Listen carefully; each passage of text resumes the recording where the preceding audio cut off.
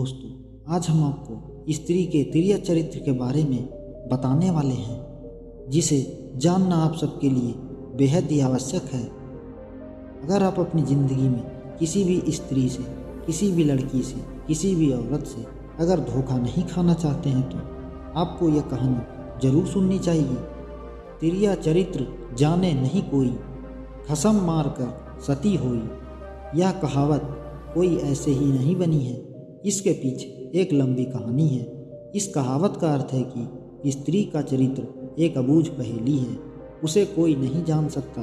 वह जलेबी की तरह जटिल व्यक्तित्व की स्वामिनी होती है, जो उल्टा होते हुए भी स्त्री सती सावित्री दिखने का प्रयास करती है। वह अपने पति को मारकर सती होने का स्वांग तक रच लेती है, पर ऐसा चरित्र समस्त स्त्रियों का हो यह जरूरी नहीं है। कुछ स्त्रियां ही ऐसे चरित्र की मालकिन होती है, सारी स्त्रियां नहीं होती। तो आइए जानते हैं आज एक ऐसी ही कहानी के बारे में कि यह कहावत कैसे बनी है। तो जो भी भाई लोग हमारे चैनल पे पहली बार आए हैं वो हमारे चैनल को सब्सक्राइब करके बेल नोटिफिकेशन को ऑन कर लें, वीडियो को एक लाइक करें और कमेंट में कहानी सुनने के बाद अपनी राय अवश्य रखें। पंपापुर नामक एक राज्य था, जहाँ पर बिलास राय नामक राजा राज्य करता था। राजा का जैसा नाम वैसे ही उसके गुण भी थे, अर्थात वह एक बिलासी राजा था। पूरे राज्य में स्वच्छता का बोलबाला था। न केवल पुरुषों अपितु स्त्रियों को भी हर दर्जे तक चारित्रिक पतन हो गया था। विवाहेतर संबंध कायम करने एक आम बात थी उस राज्य में। उस समय राज्य में सुधर्मा नामक एक लकड़हारा रहा करता था। उसकी पत्नी का नाम सुलक्षणा था। सुधर्मा सुबह सुबह लकड़ी काटने वन में चला जाया करता था और देर शाम तक वापस लौटता था। दिन भर घर में सुलक्षणा अकेली रहती थी और बोर होती रहती थी। सुलक्षणा अत्यधिक सुंदर स्त्री थी और आत्ममुग्धा भी थी। वह नायिका की तरह अपने रूप यौवन को आईने में देख देख कर खुश होती रहती थी। शाम को सुधर्मा थका हारा आता था और खाना खाकर जल्दी ही सो जाया करता था। सुलक्षणा घर का काम निपटाकर सज संवर कर जब तक बेड पर आती थी तब तक सुधर्मा खराटों की दुनिया में सैर करने चला जाता था। बेचारी सुलक्षणा मन मारकर सेज पर तड़पती रह जाती थी। उसका अतृप्त यौवन खून के आंसू रोने लगता था। घर गृहस्थी का सारा सामान सुलक्षणा ही लाती थी। एक दिन सेठ कहीं गया हुआ था और उसकी दुकान पर उसका नौजवान पुत्र चिंतामणि बैठा हुआ था। वह सुंदर तथा बलिष्ठ था। सुलक्षणा उसकी जवानी पर फिदा हो गई। सेठ के बेटे चिंतामणि ने भी सुलक्षणा जैसी सुंदर और सुडौल स्त्री पहली बार ही देखी थी, इसीलिए वह भी सुलक्षणा की ओर आकर्षित हो गया। दो जवां प्यासे दिल मिल गए तो अब बदन का भी मिलना आवश्यक हो गया था। चिंतामणि ने एक मिलन स्थान भी खोज लिया था। सुलक्षणा रोजाना सुधर्मा के सो जाने के बाद चिंतामणि से मिलने के लिए जाने लगी और वह सुबह होने से पहले वापस भी आ जाया करती थी। सुलक्षणा और चिंतामणि की रंगरलियाँ बेरोक टोक चलने लगी। एक दिन सुधर्मा जंगल में लकड़ी काटने गया तो उसने देखा कि एक साधु बेहोश पड़ा है। सुधर्मा ने उस साधु पर ठंडे जल के कुछ छींटे मारे तो साधु ने आंखें खोल दी। सुधर्मा ने साधु को बैठाया और ठंडा जल पिलाया तो उसमें कुछ जान आई। थोड़ी देर के बाद उसे खाना भी खिलाया तो उसके बदन में थोड़ी ताजगी भी आ गई और वह चहलकदमी करने लग गया। सुधर्मा ने उस साधु से आग्रह किया कि कुछ दिन वह उसका आतिथ्य स्वीकार करे। सुधर्मा के आग्रह को साधु महाराज टाल नहीं सके और शाम को वे साधु महाराज सुधर्मा के घर उसके साथ आ गए। साधु को देखकर सुलक्षणा के तन बदन में आग लग गई। उसे लगा कि अब उसकी चोरी पकड़ी जा सकती है, इसीलिए वह साधु को घर में नहीं रखने की जिद पर अड़ गई थी। सुधर्मा ने उसके सामने समर्पण करते हुए यह कह दिया कि साधु महाराज बस 1-2 दिन ही रहेंगे। इस पर सुलक्षणा राजी हो गई। रात में सबने खाना खाया और साधु के लिए आंगन में चारपाई बिछा दी। सुधर्मा खाना खाने के तुरंत बाद ही सो गया था, लेकिन सुलक्षणा की आंखों में नींद तो कहीं थी ही नहीं, वह तो चिंतामणि की सूरत में बसी हुई थी। उसका मन उड़कर चिंतामणि के पास चला गया था, मगर बदन तो सुधर्मा के घर में ही पड़ा था।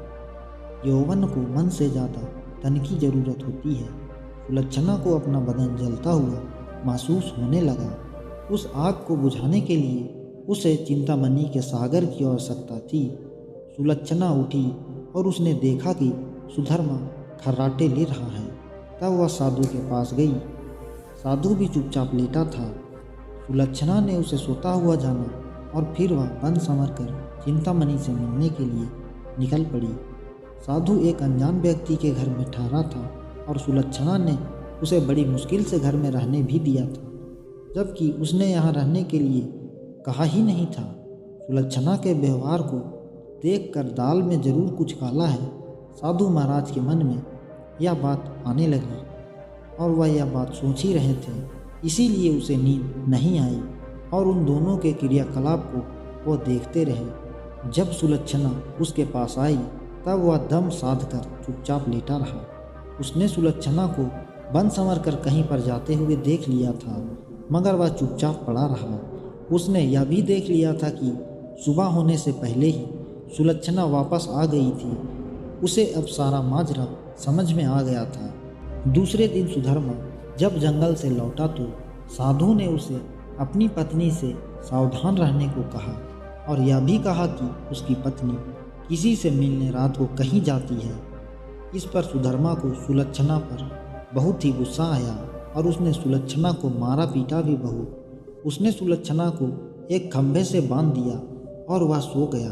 सुधर्मा के मकान के पड़ोस में ही हरिराम नाम का एक नाई रहता था, जिसकी पत्नी का नाम सुशीला था। सुलक्षणा की तरह सुशीला भी एक चरित्रहीन स्त्री थी। उसका भी एक यार था। चूँकि दोनों एक ही नाव पर सवार थी, इसीलिए दोनों घनिष्ठ सहेली बन गई थी। दोनों सहेलियां एक दूसरे के संदेश ले जाने और लाने का काम किया करती थी। इसीलिए दोनों स्त्रियां एक दूसरे को प्रेमियों से भली भांति परिचित भी थीं। उस रात जब काफ़ी देर तक सुलक्षणा नहीं आई तो चिंतामणि को चिंता होने लगी। वह भागा भागा सुशीला के पास आया और सुलक्षणा को बुलाने के लिए सुशीला से कहने लगा। सुशीला सुलक्षणा के घर गई तो उसे खंभे से बंधा पाया। तब सुलक्षणा ने सारी कहानी बता दी। सुशीला ने चिंतामणि का संदेश सुलक्षणा को दिया तो सुलक्षणा ने अपने बंधे होने की मजबूरी बता दी। इस पर सुशीला ने कहा, ऐसा कर, मैं तेरे बंधन खोल देती हूँ। तू चिंतामणि से मिला तब तक मैं यहाँ बंधी रहूँगी। उसके इस प्रस्ताव पर सुलक्षणा की बाँचें खिल गई और वह अपनी जगह सुशीला को बांधकर चिंतामणि से मिलने निकल पड़ी। साधु महाराज यह सब देख और सुन रहे थे, मगर वे चुपचाप खाट में दम साधे पड़े रहे। रात में जब सुधर्मा की नींद खुली तो उसे सुलक्षणा पर थोड़ी दया आ गई और उसने सोचा कि उसे कुछ ज़्यादा कठोर रूप धारण कर लिया है, अब सुलक्षणा को खोल देना चाहिए। लेकिन मन ने कहा, अगर वह फिर से अपने प्रेमी से मिलने चली गई तो अब इस सवाल का कोई जवाब नहीं था। इसीलिए उसने सोचा, इस बार यदि सुलक्षणा वचन दे दे कि वह अपने प्रेमी से मिलने नहीं जाएगी, तब वह उसे खोल देगा। सुधर्मा ने जोर से आवाज़ लगाई, कलंकिनी, अगर मुझे तू यह आश्वासन दे कि तू उससे मिलने नहीं जाएगी तो मैं तेरे बंधन खोल दूंगा। लेकिन वहाँ पर सुलक्षणा नहीं अपितु सुशीला बंधी हुई थी। सुशीला ने सोचा कि यदि वह कुछ भी बोलेगी तो उसकी आवाज़ से सुधर्मा को पता चल जाएगा कि वह सुलक्षणा नहीं कोई और है, और तो फिर सारा भांडा ही फूट जाएगा। इसीलिए वह कुछ नहीं बोली और चुप रही। उसके इस तरह चुप रहने पर सुधर्मा को गुस्सा आ गया और उसने गुस्से में आकर कुल्हाड़ी फेंक कर दे मारी। कुल्हाड़ी सीधी सुशीला की नाक पर जाकर लगी और उसकी नाक कट गई। वह अंदर ही अंदर सारा दर्द सहन कर तड़प रही थी, मगर उसने एक भी कराह नहीं निकाल ली। कुल्हाड़ी फेंक कर मारने से सुधर्मा का गुस्सा थोड़ा ठंडा हो गया और वह सो गया। उधर सुलक्षणा आज जल्दी ही वापस आ गई और जल्दी जल्दी सुशीला के बंधन खोल डाले। तब सुशीला ने अपनी कटी हुई नाक दिखाई और सारा वाक्य सुना डाला। सुलक्षणा यह देखकर और सुनकर कांप उठी, मगर अब क्या हो सकता था। सुशीला अपने घर को चली गई। सुलक्षणा फिर से उसी खंभे से बंधी खड़ी रही। साधु बाबा चारपाई पर पड़े पड़े यह सारा तिर्य चरित्र देख रहे थे।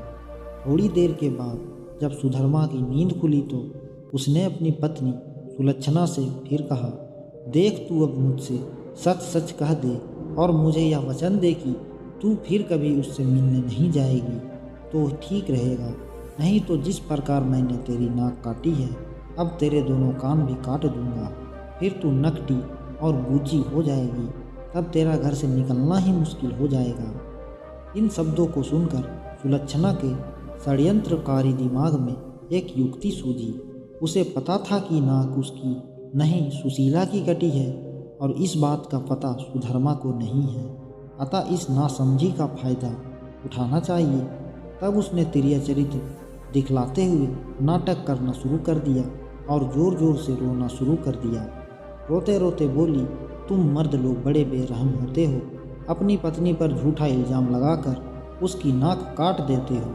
मैं कोई उल्टा स्त्री नहीं हूँ। जैसा कि तुमने मुझ पर आरोप लगाया था, मैं एक पतिव्रता स्त्री हूँ और मैं आज तुम्हें यह सिद्ध करके दिखा दूंगी कि मैं कितनी सती और नेक और पतिव्रता हूँ। ऐसा कहकर उसने आसमान की ओर देखा और भगवान को संबोधित करते हुए बोली, हे प्रभु, हे माता गौरी, हे समस्त देवी देवताओं, हे दसों दिशाओं, आप सभी मेरी बात ध्यान से सुनो और मेरे साथ न्याय करो। यदि मैं तन मन और वचन से एक पतिव्रता और सती स्त्री हूँ तो मेरे पति ने मुझ पर बच्चलन होने का आरोप लगाकर जो मेरी नाक काटी है वह नाक फिर से जुड़ जाए और एक पतिव्रता स्त्री क्या होती है यह पूरे जग को पता चल जाए और वह ओम नमो भगवते वासुदेवाय नमः का जाप भी करने लगी। सुधर्मा यह सब देख और सुन रहा था। तभी 3-4 बार ही मंत्र का जाप हुआ था कि सुलक्षणा चीख पड़ी, मेरी नाक जुड़ गई, मेरी नाक पहले जैसी हो गई।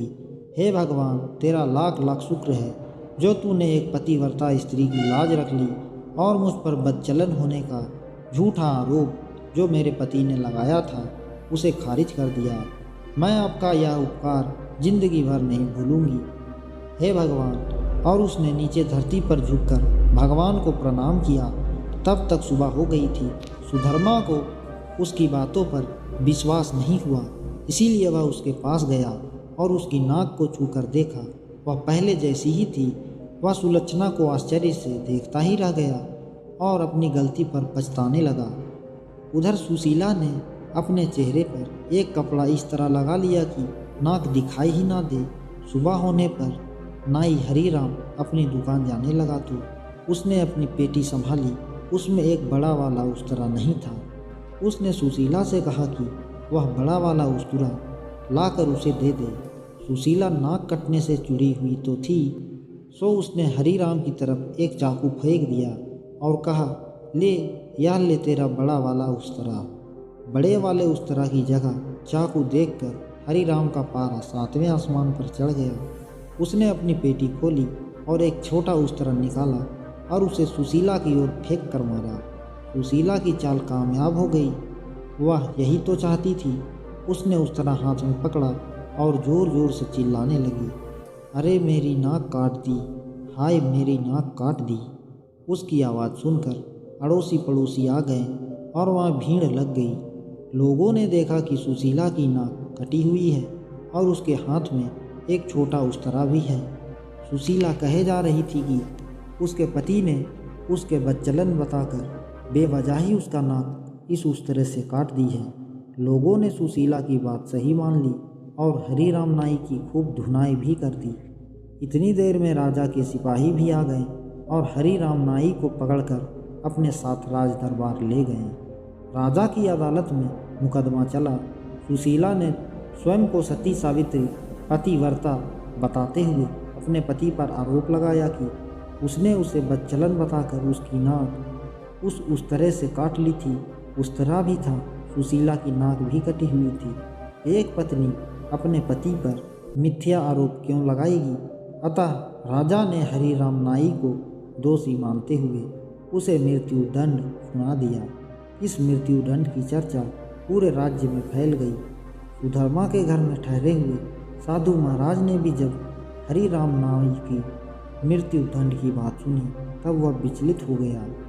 उसे दोनों स्त्रियों के तिर्या चरित्र का संपूर्ण ज्ञान था, जिसकी चपेट में एक निर्दोष व्यक्ति हरि राम नाई आ रहा था, अपनी जान से हाथ धो रहा था। तब वह राजा के पास गया और संपूर्ण घटनाक्रम को राजा को कह सुनाया। राजा ने सुधर्मा और सुलक्षणा को दरबार में बुलवाया और कड़क कर सारी बातें सच सच बताने के लिए कहा। तब सुलक्षणा और सुशीला ने सारी बातें सच सच बता दी और अपने स्वांग को भी बता दिया।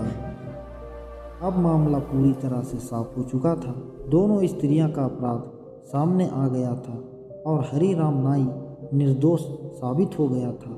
इस षड्यंत्र के लिए दोनों उल्टाओं को भीषण दंड दिया गया, लेकिन स्त्री, बालक और साधु को मृत्यु दंड नहीं दिया जा सकता था। इस शास्त्रीय विज्ञान के अनुसार दोनों स्त्रियों के नाक कान काटकर उन्हें छोड़ दिया गया।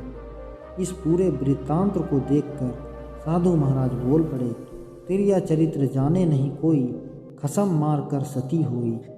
उम्मीद है कि दोस्तों आपको आज की हमारी दी गई थोड़ी सी जानकारी पसंद आई होगी, तो आप हमारे चैनल को सब्सक्राइब करके बेल नोटिफिकेशन को ऑन कर लें। आप सभी लोगों का धन्यवाद।